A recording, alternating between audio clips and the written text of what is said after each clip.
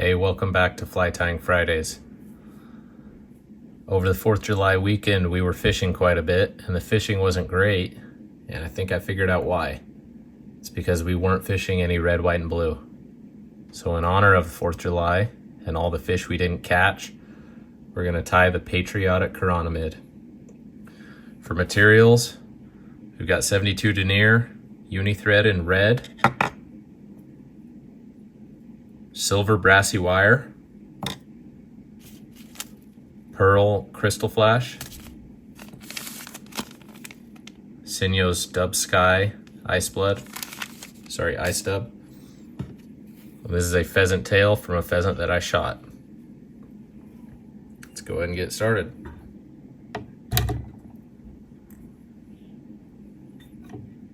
So for the hook, we've got a size 12. I'm using a jig hook. If I were you, I would use a dry fly hook so that you don't have the bend at the front for the bead. The bead will sit a little better on it.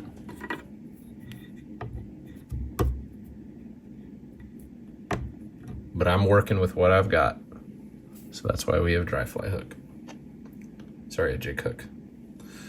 Okay, let's get our thread started.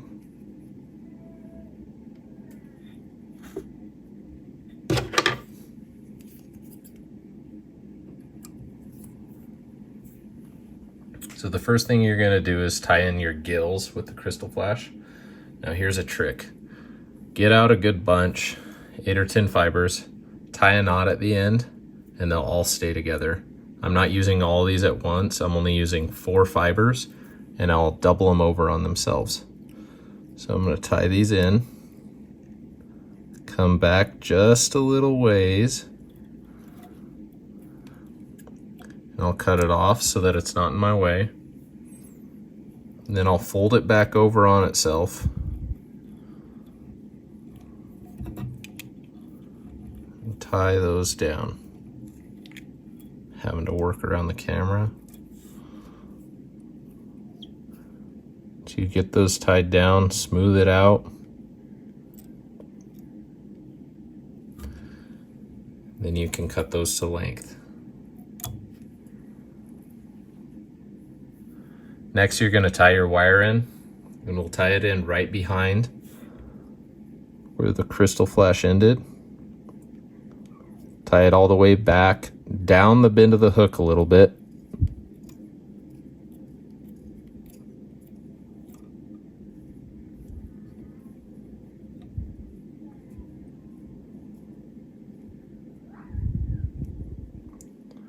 This will make the Chironomid have a little bit more of a body. Now we're gonna get a little bit of super glue.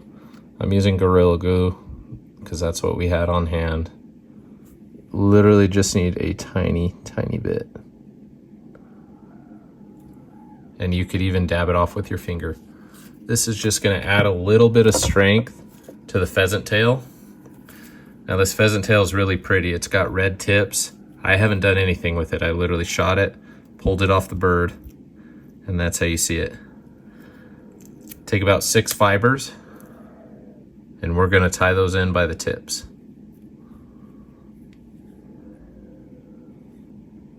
So just get them caught and draw them back. See, I lost one in there, but that's okay. I'll just get rid of it. We're not trying to build a big, thick body, so you could probably get away with 4.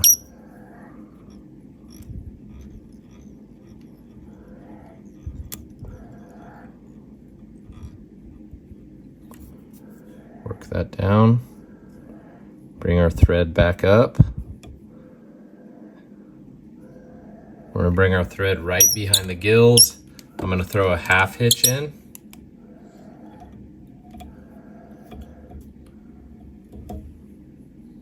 And use the rotary function of my vise to work my pheasant tail forward. Being careful not to get the hook and break off our pheasant tail. These fibers are pretty weak.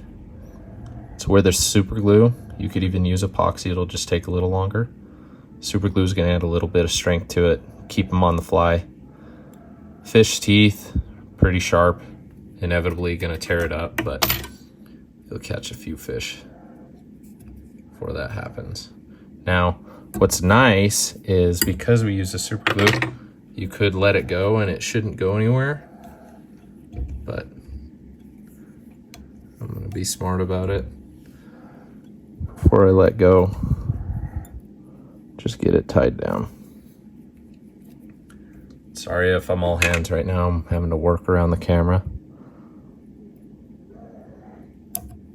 Nick that out of the way. Next we'll take our wire, silver Brassie wire, making even wraps, even spacing forward.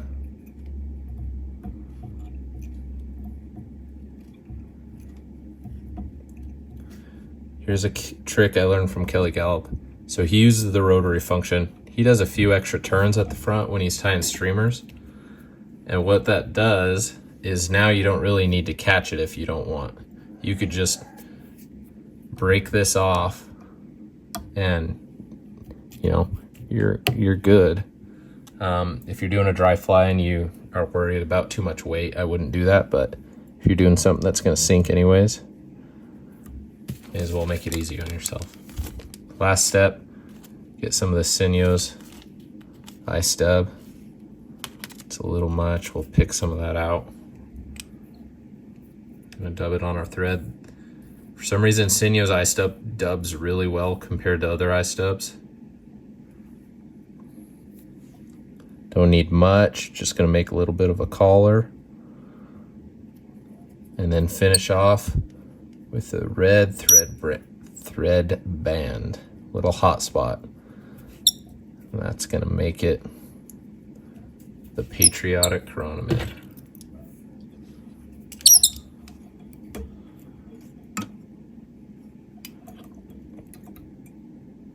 Finish with a 4 or 5 turn whip finish. Tighten our thread, pop it off. That is the Patriotic Chironomid. Fish this at about 8 to 15 feet below a indicator, or you could throw it behind a jig leech or some sort of leech pattern and just slowly retrieve this. This will be a great pattern to catch fish. Yeah, it's not natural colors, but who cares? We're just here to catch some fish.